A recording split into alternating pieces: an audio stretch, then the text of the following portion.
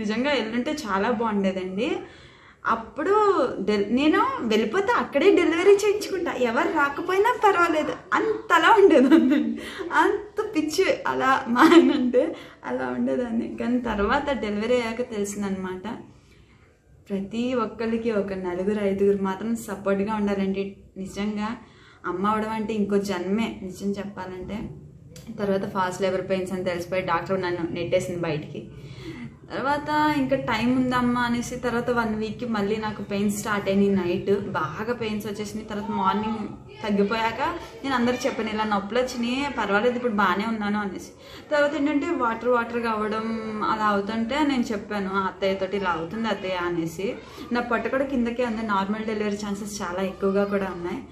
So చాలా అనుకున్నాను normal delivery అయిపోతుంది ఇంకా అనేసి.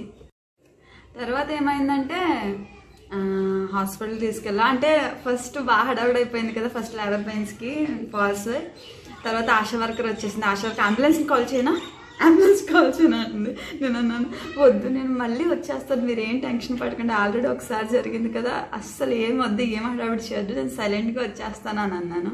వెళ్ళాం, డాక్టర్ చెకప్ చేసింది.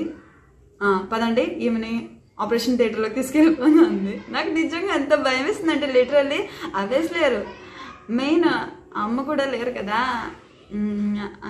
నాకేమో ఆ టైంలో అన్నయ్యని చూడాలనిపించింది. అన్నయ్యని అవేస్ని బాగా మిస్ అయ్యాను నేను. నా మొత్తం ప్రెగ్నెన్సీ జర్నీలో నేను మిస్ అయింది. నాన్ననైతే చూసేసాను, అన్నయ్యని ఒక్కసారి చూసాను అనమాట. అవేస్ని 2 సార్లు చూసాను. కానీ నాకు మాత్రం అన్నయ్య మా అవేసే, వీళ్ళిద్దరు తెగ వచ్చేసేవారు అనమాట. ఎప్పుడు చూడాలా అనిపించేది ఇద్దరిని. ఇంకా డెలివరీ అన్న వెంటనే నాకేం అర్థం కాలేదు. ఒక్కసారిగా సి సెక్షన్ చేసేయాలి అన్న వెంటనే నేనైతే ఎవరికైనా ఎలా ఉంటుందండి నాకు చూడండి, అసలు ఏం అర్థం కావట్లేదు. మొత్తం ఇంటికి లిక్కబెచ్చుకున్నా ఇప్పుడు మాట్లాడుతున్నా సరే ఆ మూమెంట్ గురించి. నిజంగా అక్క అయితే ఏడ్చేసింది, అక్కడే కంట్లో నీళ్ళు వచ్చేసింది. అక్క ఏడ్చేటప్పటికి నాకు ఏడుపు వచ్చేసింది అనమాట. అక్క ఫోన్ చేసి నేను బావగారు వచ్చేసారు, ఎందుకంటే మేము రెగ్యులర్ చెకప్గానే వెళ్ళాం, అలా అవుతుంది అనుకోలేదు కదా. సో అక్కని ఆ బావగారు కూడా వచ్చేసారు. అక్క ఫోన్ చేసింది, అత్తయ్యకి ఫోన్ చేసింది, అత్తయ్య వస్తారంటే నేనేంటంటే వీళ్ళు అప్పటికే నాకు త్వరగా పద అని ఐసీయూలోకి తీసుకెళ్ళిపోవడం, ఈ బ్లడ్ అంతా అన్నీ తీసుకోవడం, అంతా యూరిన్ బ్యాగ్ ఎక్కించేశారు, మొత్తం డ్రెస్ వేసేసారు. నేనేంటంటే ఒక్కసారిగా ఐసీయూ నుంచి వెనక్కి చూసుకున్నాను, అమ్మ కనిపించలేదు. తర్వాత అమ్మ కనిపించలేదు అంటే అమ్మ ఫుల్ జర్నీలో లేరులే, కానీ ఏదో ఒక చిన్న ఆశ అనమాట, అమ్మ అంటే బాగుండేది అని. తర్వాత అవేజ్ అన్నయ్య ఇద్దరు మాత్రం తెగ గుర్తొచ్చారండి. అంటే వాళ్ళు మోరల్ సపోర్ట్ అనమాట, వాళ్ళు కనిపిస్తే ఏదో ధైర్యం వచ్చేసేది. బావగారు అక్క మాత్రం అక్కడే ఉన్నారు. అండ్ నన్ను తీసుకెళ్ళిపోతుంటే ఒక్కసారిగా నాకు ఎదురైంది మా అత్తయ్య అనమాట. అప్పుడు ఇంకా ఆటోమేటిక్గా కంట్లో నీళ్ళు వచ్చేసింది. ఇంకా అత్తయ్య అంటే ఇంకా అమ్మలానే అనిపించేసింది నాకైతే. అన్ని రోజులు నన్ను అంత జాగ్రత్తగా చూసుకున్నారు ఆవిడ. నిజంగా అక్క వాళ్ళ అత్తగారు మా మేనత్తే ఆవిడ కూడా.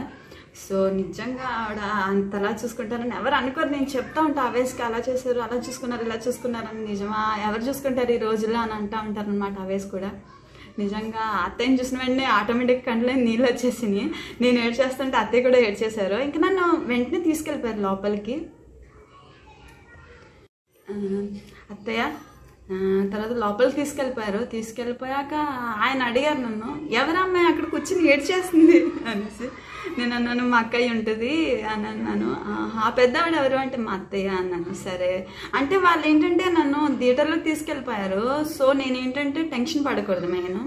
సో వాళ్ళందరూ క్యాజువల్గా నాతో మాట్లాడుతున్నారు. సో నేను క్యాజువల్గా మాట్లాడుతున్నారు కదా అని నేను వాళ్ళతో మాట్లాడుతున్నాను అనమాట. నేను ఒకటి మాత్రం అనుకున్నాను, అవేజ్ ఉంటే బాగున్నాను ఈ టైంలో, స్పెసిఫిక్గా ఈ టైంలో అవేజ్ ఉంటే బాగుంది అనిపించింది. అన్నీ ఉన్నా బాగుండేది అనిపించింది. కానీ బావగారు అక్క మోరల్ సపోర్ట్స్ నిజంగా వాళ్ళు ఎప్పటికీ నన్ను వదలలేదు.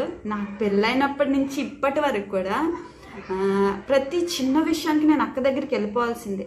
నేను ఏదైనా తప్పు చేస్తే మా అక్కకి తెలిసిపోద్ది. నేను మొత్తం ఇల్లు చల్లా చెదరు చేసినా సరే మాకు మొత్తం శుభ్రం చేసిద్ది, గట్టిగా ఒకటి ఇచ్చిద్ది అనమాట. కానీ నేను స్మైల్గా పర్వాలేదు ఇల్లు శుభ్రం అయిపోయింది కదా అనుకుంటాను. ఇంకా ఉంచారు, ఒక 6 days ఉంచారనమాట నన్ను హాస్పిటల్లో ఐసీయూలో. చాలా పెయిన్స్ అండి బాబు. నిజంగా అమ్మ అంటే ఇంకో జన్మ ఎత్తడం. మా అమ్మ వాల్యూ నేను అమ్మ అయ్యాకే నాకు తెలిసింది. నిజం చెప్తున్నాను.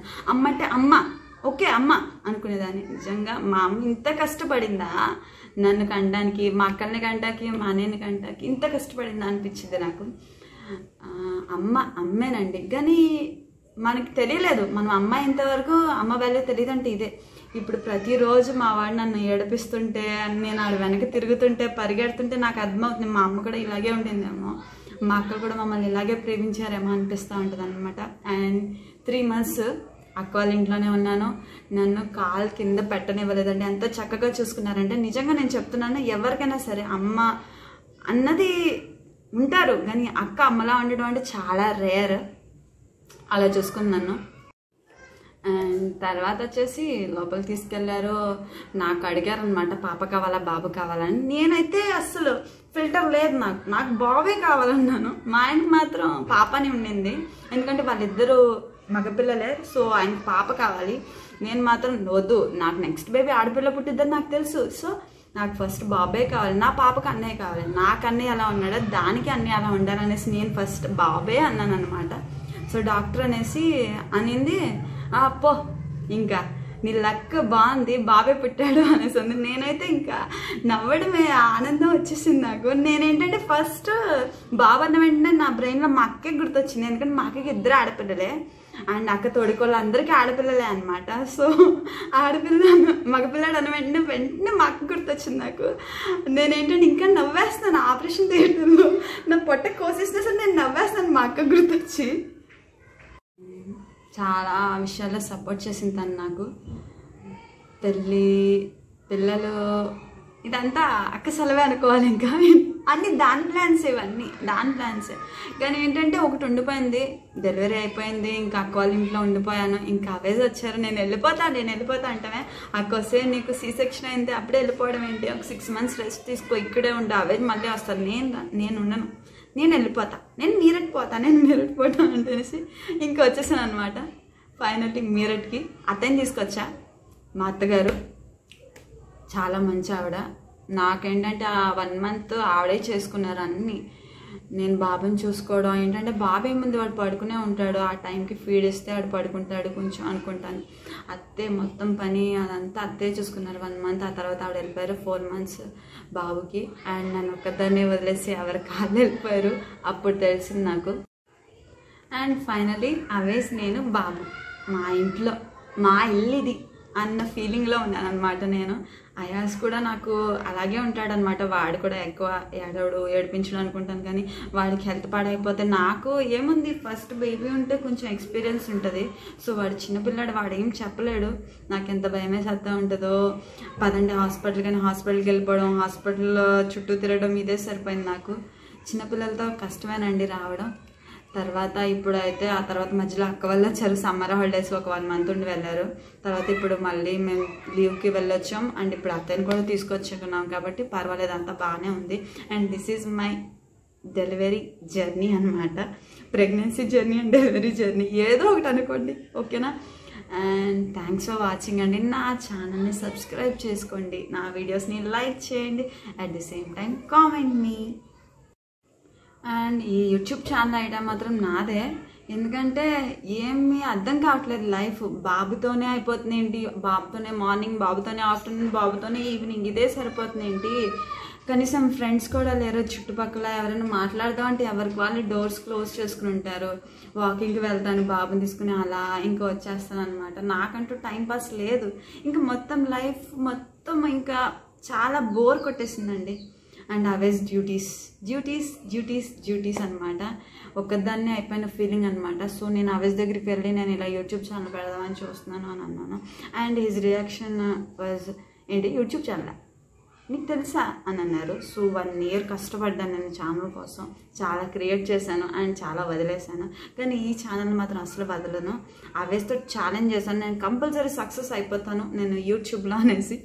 అండ్ థ్యాంక్స్ ఫర్ వాచింగ్ అండి. నా వీడియోని లైక్